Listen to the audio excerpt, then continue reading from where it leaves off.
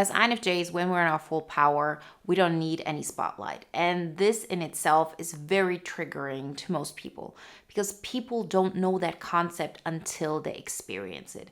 You know how people feel once they actually see you, once they experience you. It's a transformational thing that's going on.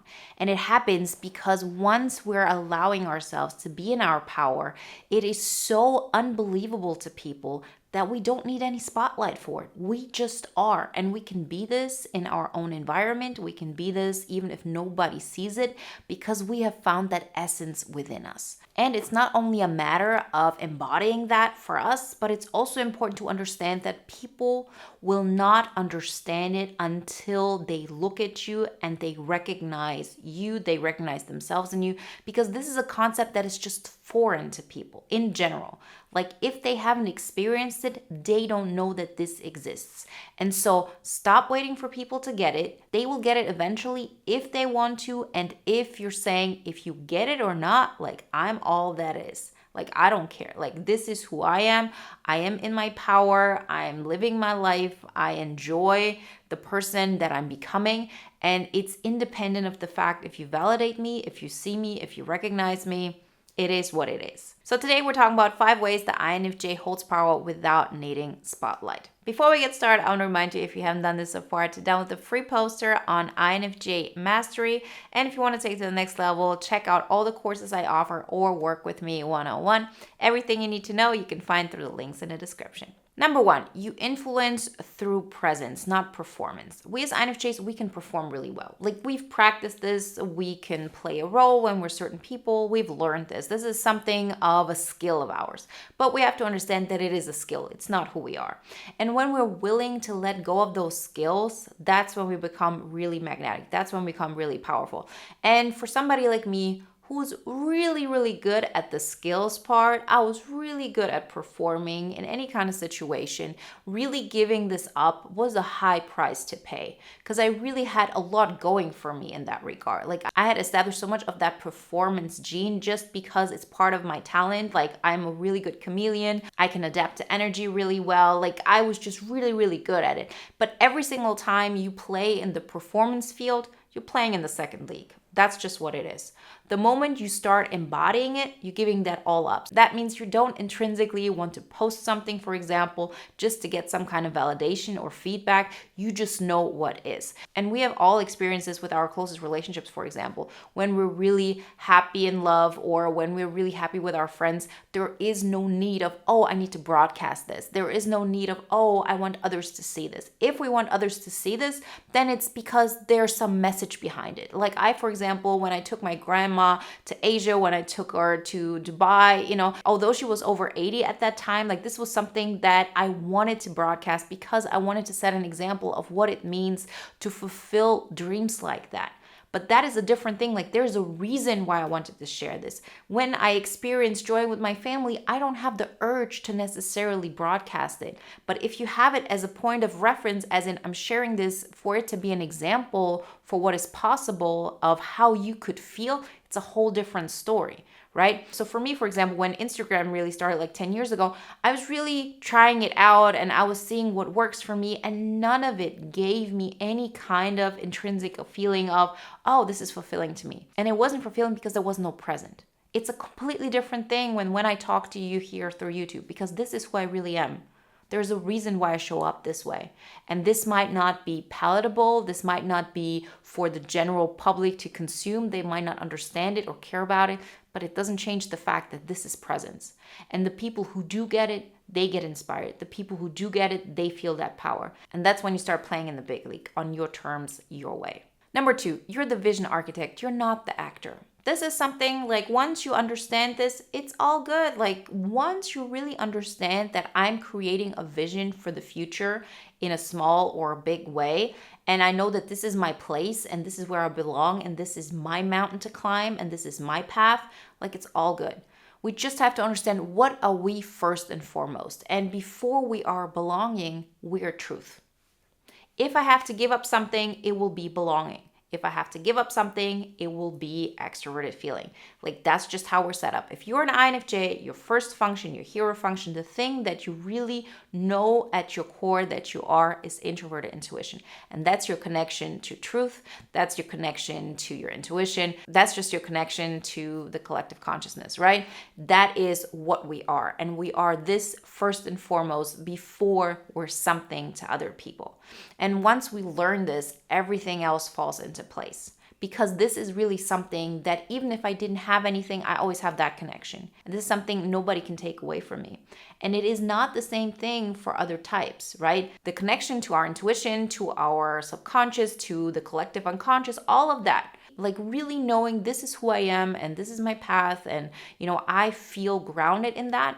This is something we have access to, and other types have access to other things. So once we understand that we, through that, get to be an architect of a vision, everything falls into place. And we know that we hold power without people needing to see that. We see it. And so that in itself is already giving us the biggest satisfaction. And particularly, and this is like a super important thing, is you bring it to life. Like you can actually bring your vision to life. So often we think like, oh, I have those ideas in my mind of how things could be, but it's too big. Like it's too crazy. Like I can't really pull that off. Yes, you can. Maybe it takes 10 years. Maybe it takes a lifetime, but you can pull it off. And the question is, am I going towards it? Because as long as something stays in your mind, it is not tangible. It is not really brought into form. But we're here to live a human life. We're not just those cerebral beings. We're also here to experience the bodily experience of life, right? All of it. And that includes that we ground our vision into reality. When you start bringing tangible results and tangible ways of how you see the world into reality and you anchor it in, it's a whole different ballpark. And that's when you see your energy increasing. Not a lot in the beginning, but it's self-sustainable. And everything that is self-sustainable becomes exponential with time. Number 3, you're discerning with who gets access. So this isn't about you seeing people's potentials, like you see what greatness could look like if they actually chose it. Like you can see all of that and still you don't give people access to your energy unless it's earned. Not because you think you're something better than them, but because you know that what you bring, your vision, your unconditional acceptance, all of that is sacred. This is not something that people should have a front row seat in. Because if they do and they don't honor it, and we've all seen that, we've seen people misjudging us, we've seen people trying to diminish our power, pretending like we're nothing while using all the energy that we give them. This happens because people are not aware of the power that we bring to their life because it seems so invisible. And so the person who has to actually make it valuable. So it's not only valuable for you, but you can actually help people, because if people don't know that what you bring is valuable, then they can't really honor it the way it needs to be honored for it to actually have the potential to really bring the change in them that they would want to see. So we understand, like, yeah, we're not lone wolves by default. We're a lone wolf because we say, I'm not willing to water any of this down. If you can handle this, please join me. But I'm not going to make myself smaller. I'm not going to make myself more palatable. I'm not going to pretend like I'm less than. So you can absorb me through your current ability of accepting reality and accepting myself. I'm just more than that. And if you can't meet me in all that I am, then you just don't get access. That's all it is. Like, this is not coming from a place of superiority. This is coming from a place of having learned through pain. This is just what it is. And once we understand it, we don't feel bad about it anymore because we know it's just a price we have to pay. But once we do, we actually get to live the epic life we always wanted. And through that, we become a blueprint for everybody else to tap into their version of their epic life. Number 4, you lead energetically and then strategically. So this is all about saying, I'm not doing things for the likes. So I will give you a very practical example here. When I show up, the main thing I want to do is be myself. I want to share my truth. I want to share my frequency. I want to share who I am and what I embody. And then I think about how can I package this in a way that is more accessible. So, for example, the fact that I talk to INFJs is something that I do consciously because my message would probably also resonate with other types or with other people. But through saying like I market for INFJs, this is a strategic thing that allows me to actually step into who I really am. Another example are the thumbnails or the titles. Like all of those things are strategic things that work on YouTube. But this is a second thought. The first thought is how can I show up as authentically as I am? And I'm not thinking about strategy first and then energy, which a lot of people do, but not us. If we are really standing in our power, not waiting for the spotlight, then this is the main thing. And that might mean that we're not going to get the recognition that we want right away. I could have chosen to do something else 10 years ago. I could have said, I'm going to do makeup videos, or I could have done like lifestyle stuff of like, this is how I do my morning coffee. Like, this is just not who I am. And if we're doing things because we think this is how society is going to accept this, then we're diluting who we really are. So this is who I am. This is not necessarily who every INFJ is, but I'm giving an example of what it means for me to show up in my integrity. And that meant at first that I gave up looking like I have power for actually being in power. And number 5, you stop explaining and you're just embodying. So this is something I can give you a very practical example of. So when I had my little break in November, after that, like I needed to shed a lot of things. I needed to release a lot of energy. There was just a lot of stuff that piled up in me.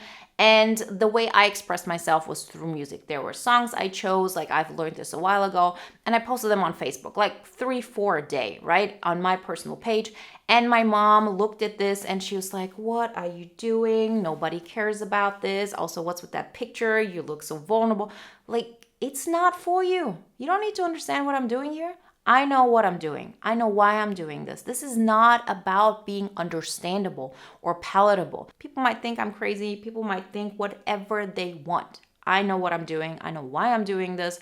And it's just not for you. So if people don't get it, they don't get it. Like, that's okay. Like, be okay with situations like this. And I'm telling you this as an example with what I experienced with my mom, because this is my mother. This is the person who should know me the best. And still, when I showed that aspect of me, like now I had really gotten to a place where I said, like, I don't care at all anymore. Like, I will let all of it out because it was a necessary step for me to step into like the next level of sovereignty. And like in that phase, like I just recognized how I had parts about me that she just doesn't like. She doesn't like them. She doesn't think they're acceptable. She doesn't think they're, accepted in society. And so that's just the way it is. And she, as a mother who wants to be in my life, has to accept that. And so this is a price we have to pay. And it's a price, I'm telling you, is worth it every single time. So this isn't about going from 0 to 100, but it's a leaning into part. And the more you stop explaining why you're doing things, but you really go about, this is how I express myself.